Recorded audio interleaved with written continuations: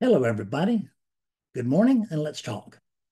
So, I want to talk today about the odd phenomena that you notice it more and more the older you get. But it starts early. I mean, I felt like I was maybe 18 or 20 years old ever since I was, well, maybe 18 or 20 years old. In other words, I got there and I kind of stopped. I stopped aging in the way that I feel. Um, Physically, I can't fool myself, but I can look at athletes and stuff and think, oh, I could do that or whatever. I couldn't do that on my best day in my best year, but I can have that feeling that I'm still quite capable of it. There are times I'm moving along with this walker and it's like, why don't you just put this thing aside and run on down there? And it's because it feels like it's quite possible. This is one of the reasons that people, particularly people who have lifted weights before, hurt themselves after they lose their primary or really keen strength. Is because you used to be able to pick up things like that all the time. And so when you just go to lift up that rock or lift up that whatever it is, you pull your back out, right? Because my God, you're just not built like that anymore. But it feels like you are. Um, it can feel that you you want to just get over this old age thing, right? And it doesn't make any difference if you're 50, you're feeling older. If you're 60, you're feeling older. If you're 40, you're feeling older. It's just the way it is. Is that there's the feeling older, but there's not the complementary feeling older in the body, and it's that one place where it just doesn't register. Well, it feels like I'm getting older, but I'm not. Where does this come from? Age is just a number. And it really is just a number. And it's almost a number out of a hat because you were never born. The unit that you're wearing at this moment, that thing was born. And that thing will live and that thing will appear to die. Well, it will die, except for the fact it was never born. So it will come and it will go, but it's just a matter of entry and exit. It's not really a born and I was born and then there's going to be a death. Um, Death means nothing to me. And when I say that, I don't mean Fred. Of course, I'm speaking of awakeness, because I am awakeness, as are you. I'm not ever here sitting here saying, look, I'm special, I'm awakeness. What I'm saying is I'm completely ordinary and I'm awakeness. And you too, as special as you may feel, you're completely ordinary and as downtrodden as you may feel, or as poor of this and that you may feel, you're part of this one thing.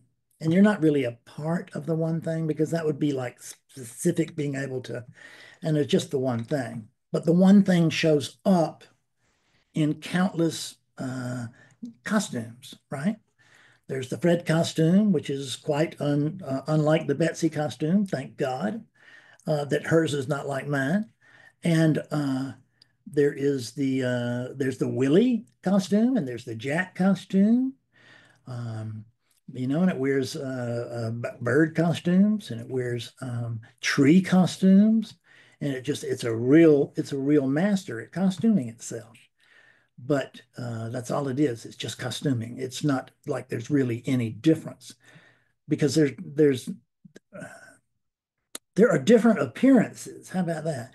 There are appearances without end, but there's just one thing actually going on, if we can even say that. Because from some perspective, a very, very deep perspective that we don't need to dwell on, we could say that this oneness that we talk about and we can come to more or less, the emphasis being probably on less, come to experience that is the way the mind will translate it is I'm experiencing oneness.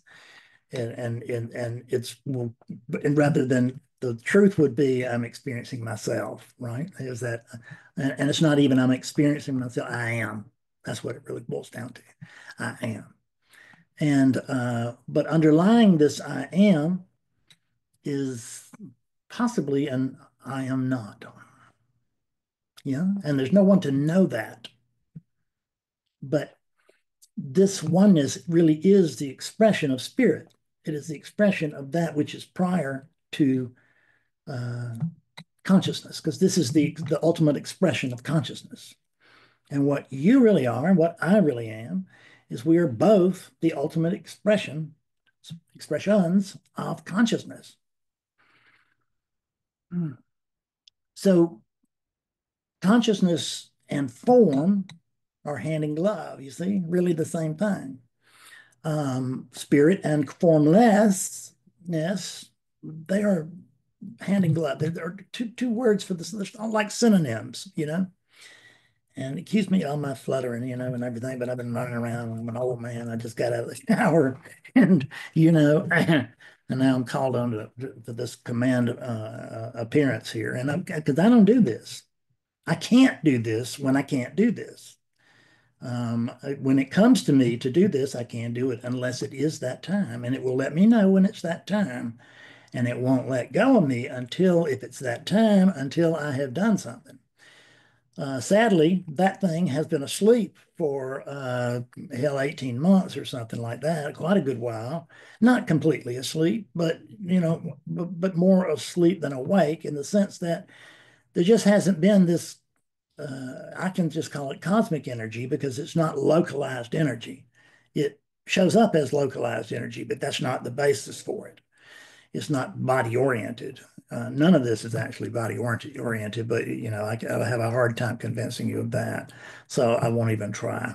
I just tell you that's the facts, and you can come to see it yourself someday. So recognizing that you are not born and that you do not die is a good thing. But noticing that you do not actually age, that's a critical thing, because that's really one of those levers that you can get in there and work on in the doorway to awakening, so to speak. Is noticing, you know, not only do I not feel like I'm 70 in my case, or 72 in my case, and not only don't feel like I'm 72, I don't actually even feel like I'm 52 or 62. I don't even feel like I'm 42. I don't remember exactly what 42 felt like, but it didn't feel, you know, didn't feel particularly uh, like this, because that sounds older than I remember. You get that? Because 42 sounds like you're pretty well established, like you're in midlife, the peak of midlife. And, but I still feel like I'm in the peak of early life. This is sometimes how people can get in trouble also, because they feel like they're much younger than they are. And their appetites can range, can far from their actual ages, and trouble will ensue. So that's something we can keep in mind, an eye on too. But the biggest thing here is just to recognize that you don't, it doesn't feel like you age because you don't. And it feels like age is a number because it is. See, these are the clear pointings that show up as like sayings that we're not supposed to take completely seriously, but they're actually the truth, and we don't, and we take the false for to be what's actually true, which is that I am aging. Well, if I am aging, I mean, I don't know how far back we've got to go, because I don't have a beginning, you know, and I don't have, and there's no ending in sight. That's all I can tell you, is that there's no ending in sight or mind there, and there was no beginning in sight or mind. So there is just this thing, and don't look at the body and think he's talking about the body, because I'm not. See where my hands are? My hands, we can say, are in space, right? And they're moving in space. And when I'm moving my hands through this space, I'm actually moving my hands through your body. It's my body too, but it's also your body. And it's everybody's body, because there's only one body and there's no everybody. There's just one body, and this is it. And this one body looks like this right now. It looks just like this. And I keep thinking it should look a different way. I'm looking at my body and saying I should look a different way. Well, hell, I went through that years ago when, when I thought I should look like the movie stars. And I was like, oh, I should look like a movie star. And I could pretend that I looked like a movie star until I hit a mirror. Then I could look in it and say, well, he's all right, but he's no movie star. and and I certainly wasn't treated like I looked like a movie star. So I had some pretty good backup on that. Um, when you recognize that you actually do not age, notice that that's also a clue that if you're going to do anything on this earth, so to speak, you'd be awakeness using one of these tools to do something on this earth. But if you feel like you want to do something through one of the units on this earth, don't wait around. Soon never comes. I've talked with hundreds of clients who told me that for years and years that they have been thinking that they were going to wake up soon. And they didn't until Mr. Soon came, right? And then I helped them to come to see the now-ness of themselves and the now-ness of everything. Because there's no time. That's the reason I can't get older and I can't get younger. There's no time. There really is not. There's time within relativity, and it's wonderful. And it's a way that we can judge things. Sometimes we love it, sometimes we hate it, but we can't deny time within relativity. I'm looking at that tree, and the seasons come and go, and the birds make nests sometimes, and then they don't at others, and the flowers come and the flowers go, and all that, and you can just swear it's time. But what we're seeing really is we're seeing change, apparent change. We're not even seeing real change. We're seeing apparent change, and we're calling that apparent change time. How do I know that it's been a while since I've been in this room? Because, well, the cleaners have been here and they've cleaned everything. It doesn't look the same. I'm looking at and even if I come in the same room and it looks just like it did before, I will not be exactly 100% the same thing coming into the room every time.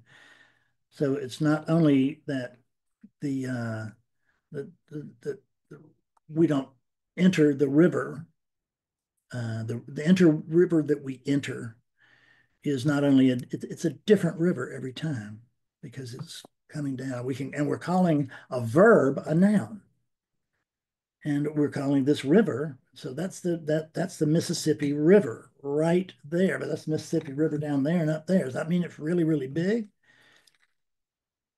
No, it means there really isn't a Mississippi River. There's just apparent change, and we call it time. And when time is when the appearances are relatively steady, we give them names. There's a beautiful tree right outside my window. And I know it's a tree because it's been there ever since we moved here and it stayed pretty much the same. So it seems to be timeless, but it's not because I can see through, there's a blind opening in the blinds about like this. And I know that the bark comes and goes on that tree, and that is the time. I said, I'm looking at the differences that I would call time, but they're not time. Because if they were time, I'd be getting older, and I'm not. The body is getting older. Is that time? No, it too is just change. These bodies change because these things have come in and they're a lit fuse. And you go through, and as the fuse light goes itself down, burns itself down, then there's a change in its appearance. And when the fuse is out, we don't go out with a big bang. We go out with a whimper, right? Psst. And that's it. And that's okay. Because when I say we go out, I'm just talking about these. We don't ever go out. We don't ever come in. We don't ever go out.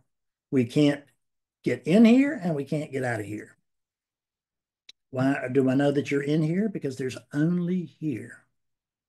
There's a feeling like there's somewhere else, but there's a feeling that there is time too. And neither one of those things is true.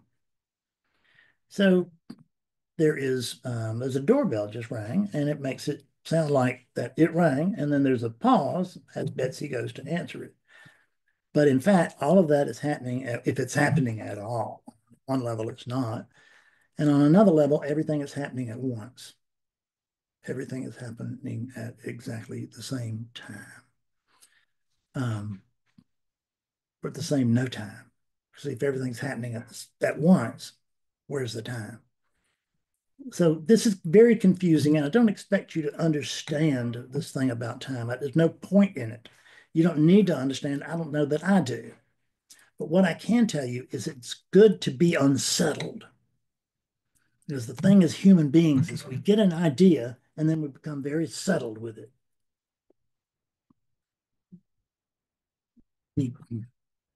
I was called a boy, and I never found any reason to argue with that. I just considered myself a boy until people said that, okay, now you're a teenager, and then I was a teenager, and then now you're a young man, and now you're this and that. Okay, no time, but I just got a notice from my computer that in 5 minutes I have an appointment with a wonderful client. And since we're just talking to these things, that's all I'm doing is talking. This is not like take a topic and chop it up. It's just discuss it. Talk to it lightly with you. See if it doesn't bring something up in you, spark something in you, however you want to put it. But it's fun to be talking to you again. It really is. I hope it's fun for you. And I love you very much. I'll see you. I'll see you very soon. Come to satsang. Come to satsang. Come meet me. Come talk with me. You'll be amazed what it will do for your clarity and your so-called progress within awakening. Thanks. Bye-bye.